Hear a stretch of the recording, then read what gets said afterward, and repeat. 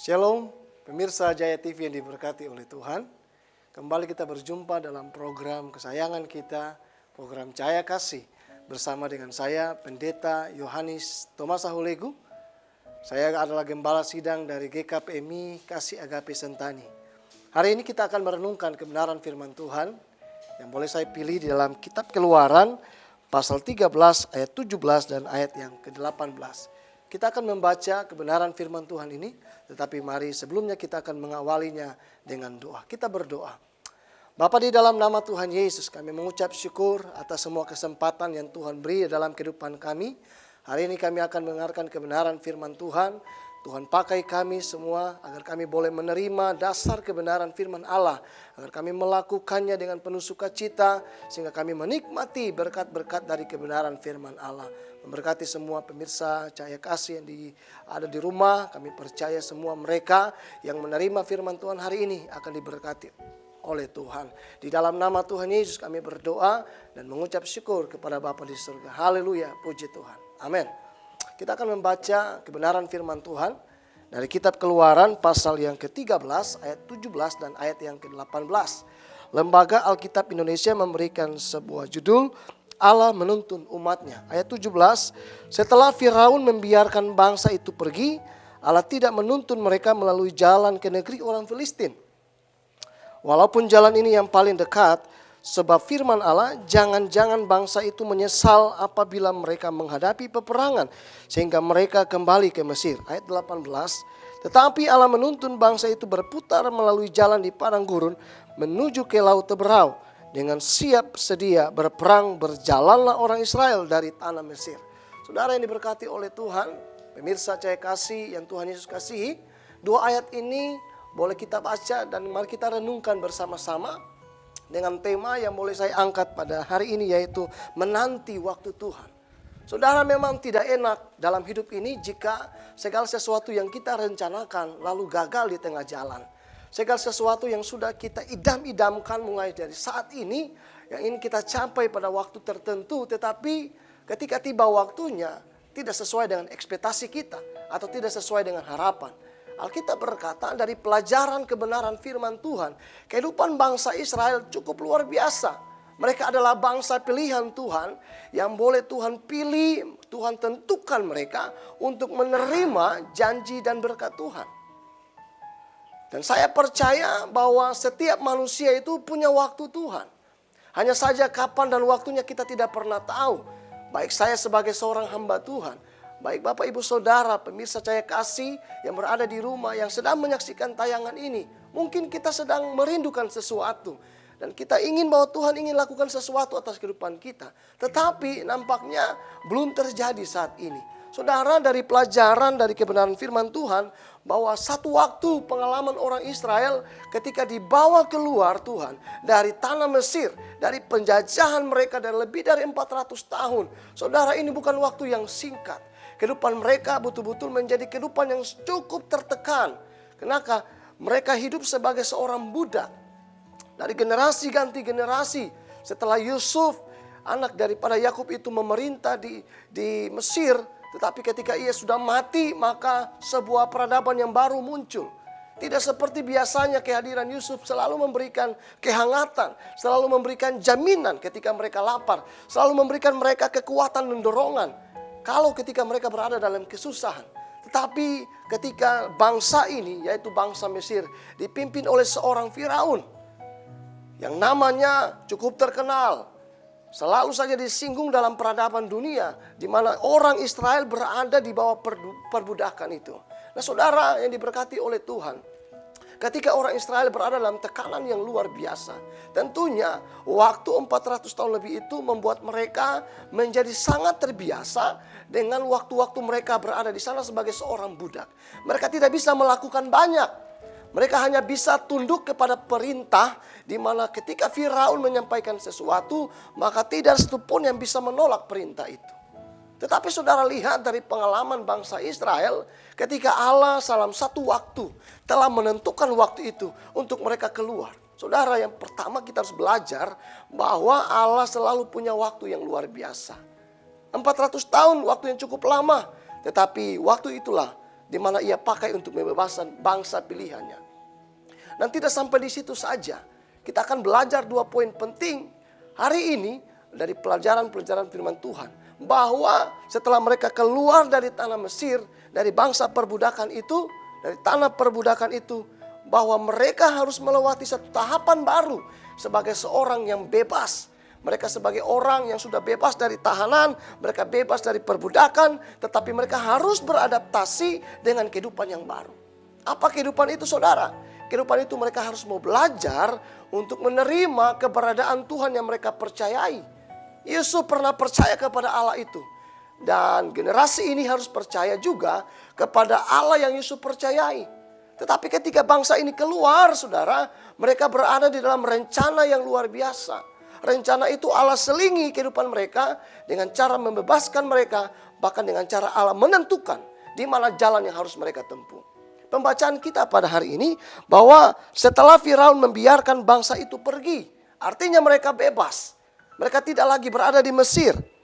Lalu firman Tuhan berkata, Allah tidak menuntun mereka melalui jalan ke negeri orang Filistin, walaupun jalan ini yang paling dekat, sebab firman Allah, jangan-jangan bangsa itu menyesal apabila mereka menghadapi peperangan, sehingga mereka kembali ke Mesir. Saudara yang diberkati oleh Tuhan, pemirsa saya kasih, yang Tuhan Yesus kasihi.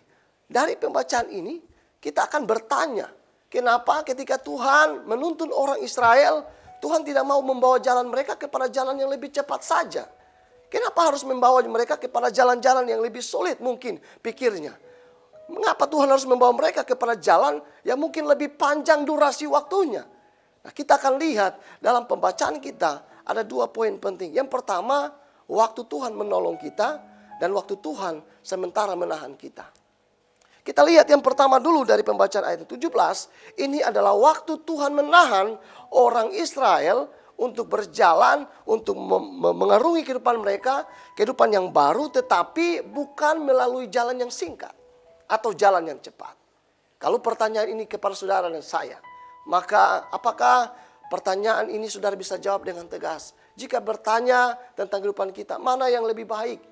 Sukses cepat atau sukses yang lebih lama? Pasti banyak orang berkata, lebih baik cepat. Bagaimana kalau ditanyakan kepada seorang muda, bagaimana mau menikah yang lebih cepat atau menikah yang lebih lama? Pasti mereka merindukan menikah lebih cepat. Jika ditanya kepada anak-anak sekolah, bagaimana mau berhasil di dalam pendidikan yang cepat atau pendidikan yang lebih lama? Pasti jawabannya lebih cepat. Tetapi mari kita belajar bagaimana kita melihat Allah kita yang kita sembah hari-hari ini, bahwa Allah yang menuntun bangsa Israel itu pun harus mengajarkan bangsa itu yang sudah terbiasa dengan kehidupan orang Mesir, bahwa dia harus menuntun mereka dengan waktu dan jalan tempat yang berbeda. Waktu yang tidak cepat dan jalan yang tidak begitu singkat. Dari pelajaran ini kita lihat bahwa kalau kita belajar dalam peta, maka kita akan lihat bahwa daerah di mana mereka berpijak yaitu Mesir, Allah menuntun mereka ke tanah Kanaan, tanah perjanjian. Ada satu jalan, satu jalur yang lebih cepat di bagian utara. Jalan ini yang seharusnya mereka pilih, yang akan bisa mendatangi, mereka jumpai tanah perjanjian itu yang penuh susu dan madu yang dijanjikan oleh Allah. Bahwa jalan ini lebih cepat. Tetapi firman Tuhan menegaskan, Allah tidak menuntun mereka melalui jalan yang cepat itu. Pertanyaannya, kenapa Allah dapat melakukan hal itu? Segala sesuatu memang dalam rancangan Tuhan. Dan manusia tidak bisa menyelami betapa besar, betapa dalam rencana Tuhan dalam kehidupan ini. Dari pelajaran firman Tuhan ini, kita mengerti bahwa ternyata Allah punya rencana yang luar biasa. Rencana yang pertama, Ia ingin melatih orang Israel. Kenapa seperti itu, saudara? Karena kalau dia membawa mereka melalui jalan yang lebih cepat, maka orang Israel, saya mau berkata mereka itu terbiasa dengan gaya-gaya perbudakan. Mereka itu lebih terbiasa mengangkat barang. Mereka lebih biasa tersiksa. Mungkin mereka kalau salah sedikit mereka dipukul. Dan kalau mereka dibawa ke jalan orang Filistin, yang firman Tuhan mencatat sejarah yang lebih besar tentang sebuah peperangan. Orang Filistin itu lebih senang dengan perang, Alkitab berkata. Jika orang Israel yang terbiasa dengan gaya perbudakan, mereka yang biasa dipukul, mereka yang tidak terbiasa dengan alat perang. Lalu Tuhan bawa mereka menuju ke situ, maka ribuan, ratusan ribu orang yang keluar dari Mesir itu bisa mati binasa, bisa mati lebih banyak dan tidak sesuai dengan rencana Tuhan. Tetapi firman Tuhan hari ini yang kalau kita belajar, maka mengertilah Allah tidak selalu menuntun kita dalam waktu yang singkat. Allah juga tidak selalu menuntun kita dalam jalan atau dalam durasi yang lebih cepat. Tetapi Allah rindu kita mau lebih bersabar. Allah mau kita lebih sabar dalam menapaki kehidupan ini. Kalau ada impian kita, mungkin impian itu kita harus pupuk dia lebih baik, persiapkan lebih baik. Mungkin ada sesuatu yang Tuhan ingin ramu dari rencana Tuhan itu. Terkadang ego orang bisa melenyapkan impiannya. Terkadang keegoisannya bisa menghancurkan karirnya di tengah jalan. Inilah yang membuat orang seringkali mengambil jalan pintas. Kalau ingin menjadi sukses, mereka lebih suka menyogok orang lain. Kalau ingin menjadi sukses, mereka lebih memilih ada orang-orang pilihan tertentu yang bisa membawa mereka kepada kesuksesan. Tetapi Alkitab mengajarkan bahwa setiap orang sebenarnya harus belajar lebih sabar. Setiap orang seharusnya lebih baik tunduk kepada waktu dan prosesnya itu. Tidak mudah, tidak enak, tapi belajarlah dari waktu yang Tuhan tentukan itu tidak selalu menguntungkan kita di awal perjalanan, tetapi selalu menguntungkan kita di akhir dari semua itu. Itu sebabnya gambaran firman Tuhan dari pelajaran ini adalah bagaimana Tuhan tidak membawa mereka melalui jalan yang lebih dekat, yaitu jalan menuju ke jalan orang Filistin. Karena jikalau mereka berjumpa dengan orang-orang yang kuat gagah perkasa, ingatlah kita bahwa tentang pelajaran orang Filistin ada satu tokoh yang sering kali terkenal, yaitu Goliat. Dan tidak hanya satu Goliat di Filistin, selalu ada Goliat-Goliat yang lain yang pada waktu itu menyerang Daud pada masa muda dan Daud pada waktu yang tua. Dan lihatlah, Tuhan jika membawa orang Israel, dia selalu membawa pada jalan yang tepat dan waktu yang tepat. Jika itu masih perlu kesabaran dari kehidupan kita sebagai seorang yang percaya kepada Tuhan, maka marilah belajar mengikuti proses Tuhan itu. Jangan pernah menganggap bahwa Tuhan saya sudah gagal, Tuhan saya tidak bisa lagi, saya tidak bisa bangkit lagi. Atau saya berkata kepada Tuhan, Engkau tidak adil. Kenapa semua ini harus terjadi? Kenapa saya punya impian? Kenapa saya punya cita-cita terhenti sampai di sini? Saudara, di dunia ini tidak ada orang yang sukses tanpa melewati proses. Ada tokoh-tokoh dunia, orang-orang terkaya, ada hamba-hamba Tuhan terhebat. Mereka melewati proses sehingga Tuhan mengangkat mereka dari tingkat yang paling bawah. Dari langkah-langkah kecil menuju kepada langkah-langkah besar. Hanya saja Tuhan mau melatih kita. Tuhan tidak ingin karena kita belum punya persiapan apa-apa, lalu kita terjun kepada semua dunia itu, maka kita akan jadi orang yang gagal. Jika ada orang yang ingin melakukan keberhasilan dalam hidupnya, lalu dia tidak mau belajar dari tahapan-tahapan keberhasilan itu, maka sia-sialah semua usahanya. Sebab itu saudara, pelajaran firman Tuhan ini kita tahu bahwa Allah sungguh-sungguh luar biasa. Kalau janjinya adalah untuk membuat kita berhasil, maka kita harus belajar menanti waktu Tuhan. Apa waktu Tuhan itu? Yang pertama, yaitu kita harus belajar Allah tidak selalu menuntun dengan waktu yang cepat. Allah tidak langsung menuntun dalam jalan yang paling cepat. Tetapi mari belajar dari langkah-langkah kecil yang Tuhan ingin bawa dari kehidupan kita.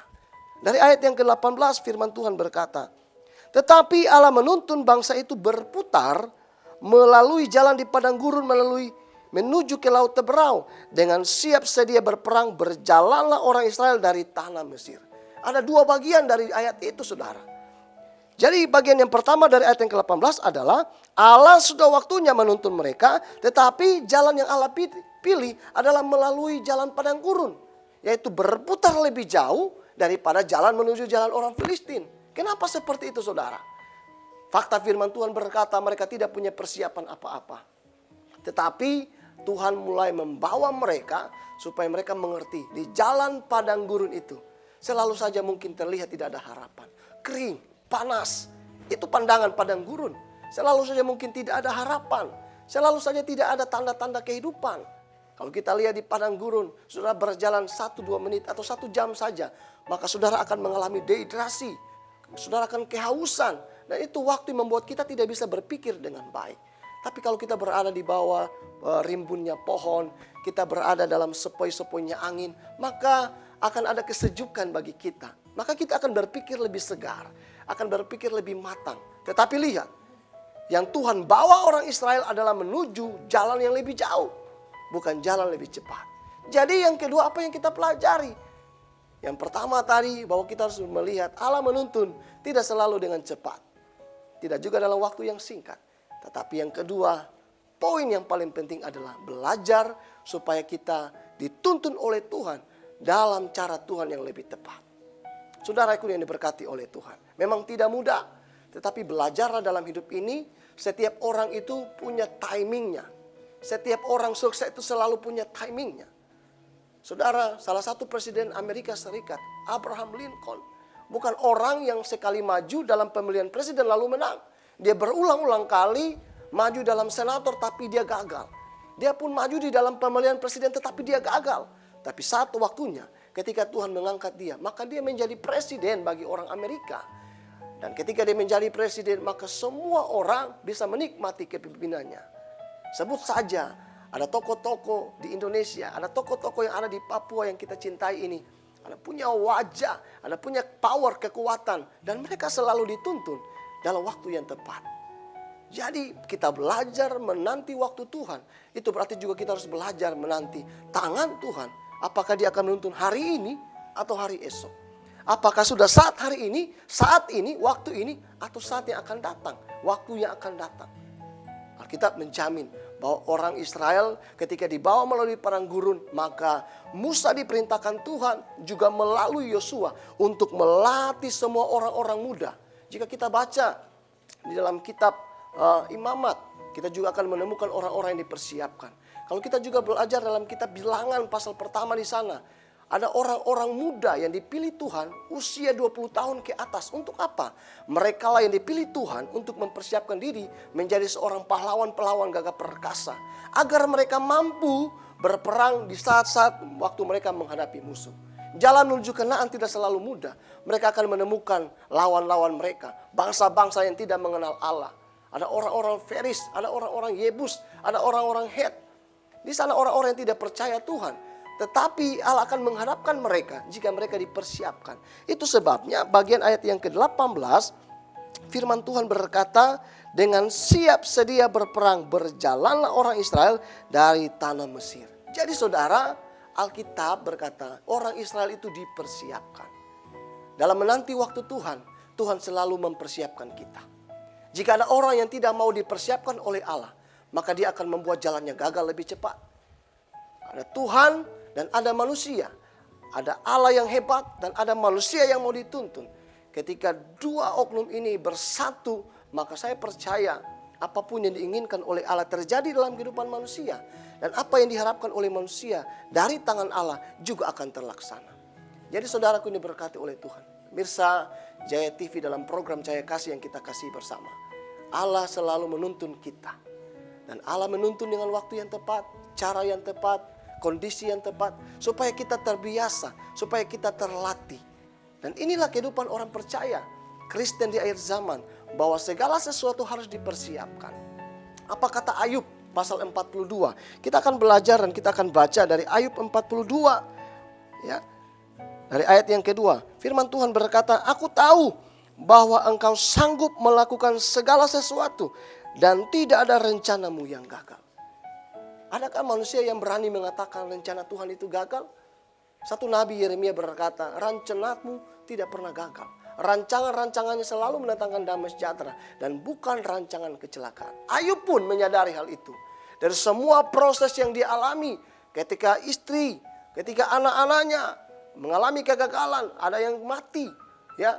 Dalam kondisi kehidupan seperti itu, dia belajar dari pasal-pasal itu. Kalau kita baca, maka kita akan menemukan Ayub, dia mengandalkan Tuhan, dia mengakui Tuhan. Pada akhirnya saudara, dia berkata, dulu aku cuma dengar tentang dia, tetapi sekarang dengan mataku aku melihat sendiri semua yang dilakukan oleh Allah. Jadi saudara yang diberkati oleh Tuhan, kalau hari ini kita mengalami kondisi yang mungkin kurang enak di hati kita, kondisi yang mungkin tidak menguntungkan di pihak kita, belajarlah, mungkin waktunya belum sekarang. Mungkin waktu yang akan datang Tuhan akan mengangkat kita. Waktu yang akan datang Tuhan akan membuat kita lebih siap, lebih matang. Sehingga ketika kita tampil sebagai seorang yang sukses, tampil sebagai seorang yang dipakai oleh Tuhan, maka semua perkataan-perkataan kita bisa menjadi teladan buat banyak orang. Ayub mengakui Tuhan, sehingga dia berkata, aku tahu segala sesuatu tentang engkau. Rencanamu tidak ada yang gagal. Saudaraku yang diberkati oleh Tuhan, lihatlah orang seperti Ayub saja mau mengakui Tuhan. Bagaimana dengan saudara dan saya? Orang-orang yang dipilih Tuhan di tanah Papua. Orang-orang yang dikasihi Tuhan. Dalam kondisi-kondisi seperti ini, tidak banyak orang yang mau belajar dengan Tuhan. Ada banyak orang lebih memilih ketakutan. Ada banyak orang lebih memilih tempat kondisi mereka untuk menyenangkan hati begitu saja. Tetapi ada dasar yang mereka lupakan. Dasar inilah Tuhan ingin ajarkan buat kehidupan kita. Bahwa rencana Tuhan selalu ada buat kita. Dan kalau kita mengerti rencana Tuhan, maka mengertilah selalu ada indah pada waktunya. Saya akan menutup dengan ayat-ayat kebenaran firman Tuhan. Pengkhotbah pasal ketiga ayat yang ke-11. Apa kata firman Tuhan untuk Bapak Ibu Saudara dan saya, pemirsa Jaya TV yang Tuhan Yesus kasih. Pengkhotbah pasal 3 ayat yang ke-11 berkata, Ia membuat segala sesuatu indah pada waktunya. Bahkan Ia memberikan kekekalan dalam hati mereka. Tetapi manusia tidak dapat menyelami pekerjaan yang dilakukan Allah dari awal sampai pada akhir. Jadi saudaraku ini diberkati oleh Tuhan. Pemirsa Cahaya Kasih yang berada di rumah, yang sedang menyaksikan program kesayangan saudara. Hidup ini terjadi hanya sekali. Dan kalau kita mau menuruti kehidupan kita saja, lalu kita membuang, kita mengabaikan Allah, maka kita sebenarnya sudah keluar dari rencana Tuhan. Kita berkata, Ia membuat segala sesuatu indah pada waktunya. Berarti dalam hidup ini ada waktu-waktu tertentu yang Allah tentukan. Mungkin belum waktu sekarang, tapi Dia pakai waktu yang akan datang. Kalau kita berpikir kita mengulas kembali atau kita mengingat kembali, kenapa tidak di waktu dulu Tuhan mengangkat saya? Kenapa belum sekarang? Itu berarti besok Tuhan akan mengangkat saudara dan saya. Sebab Alkitab berkata, Ia memberikan kekekalan di hati manusia itu. Apa maksudnya dari kekekalan di hati itu? Bahwa manusia akan sadar tentang masa lalunya. Manusia akan sadar tentang hari ini. Dan manusia akan sadar tentang waktu yang akan datang. Kalau dia sadar tentang masa lalu, dia akan perbaiki apa yang menjadi kesalahannya. Apa yang dia akan lakukan di waktu sekarang. Kalau dia mengetahui waktu sekarang itu untuk melakukan sesuatu yang tepat, maka akan menghasilkan sesuatu di waktu yang akan datang. Bahwa orang akan dibawa Tuhan kepada waktu yang indah itu. Saudaraku yang diberkati oleh Tuhan. Hari ini mungkin saudara bergumul di rumah. Saudara bergumul di tempat pekerjaan. Saudara bergumul dalam pelayanan. Mungkin saudara mengatakan, kenapa Tuhan belum berpihak ke saya? Kenapa hari-hari ini saya tidak mengerti apa yang saya alami? Ingatlah bahwa Tuhan selalu punya rencana yang indah buat orang percaya. Tema kita hari ini sudah cukup menegaskan bahwa kita harus menanti waktu Tuhan. Dalam menanti waktu Tuhan, sabarlah, berdoalah dengan tenang. Bagaimana kita mencari Tuhan? Alkitab berkata dalam kitab Amos di sana, carilah Tuhan selama Ia berkenan ditemui. Salomo juga dan Daud pernah diingatkan oleh Tuhan. Selama engkau mencari aku akan ada untuk engkau. Tetapi selama engkau membuang, menjauhi aku, maka aku pun akan membuang engkau. Aku tidak akan bersama-sama dengan engkau. Ini kengerian bagi kita saudara. Jika Allah yang kita percaya itu menjauh dari hidup kita, maka kita sesungguhnya tidak akan mendapatkan sesuatu. Sebab itu, dalam program Cahaya Kasih yang kita nikmati hari ini, saya percaya kebenaran firman Tuhan ini akan selalu meneguhkan iman kita setiap waktu. Di penghujung khotbah saya mau berkata bahwa Tuhan selalu baik untuk saudara dan saya. Selalu baik untuk rumah tangga kita. Selalu baik untuk pekerjaan kita. Selalu baik untuk pendidikan anak-anak kita. Untuk pendidikan saudara-saudara kita. Bahkan selalu baik di dalam pelayanan rumah tangga kita. Pelayanan gerejawi kita. Tuhan selalu menuntun orang percaya dimanapun ia berada. Mari tundukkan kepala, kita akan berdoa setelah menikmati kebenaran firman Tuhan pada hari ini. Bapa di sorga, kami percaya apa yang kami dengar dari kebenaran firman Tuhan selalu menguatkan iman. Hari ini kami mau belajar dari kehidupan orang Israel.